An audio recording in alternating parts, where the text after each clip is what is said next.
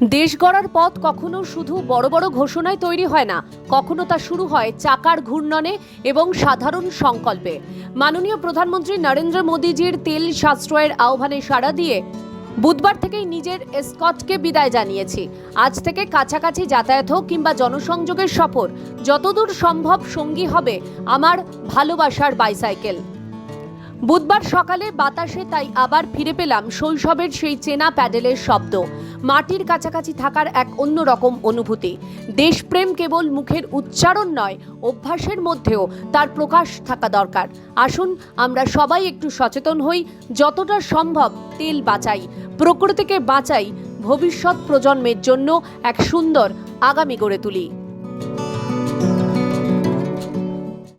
প্রধানমন্ত্রী দেশের মানুষের উদ্দেশ্যে বলেছেন যে আমরা যেন সবাই এবং বিশেষ করে জনপ্রতিনিধিরা এবং অন্যান্য সবাই যাতে ফুয়েল কনজারভেশন সেটার উপর গুরুত্ব দেয়। কারণ আমাদের যে ফুয়েল রয়েছে এটা নির্দিষ্ট কিছুদিনের জন্য রয়েছে। আমরা যদি সবাই এই ফুয়েল কনজারভেশনের দিকে নজর দেই, একদিকে যেমন আমাদের ফুয়েল কনজারভেশন হবে, অপরদিকে আমাদের পরিবেশ ঠিক থাকবে। এই ডাকে যেন সবাই সাড়া দেয়।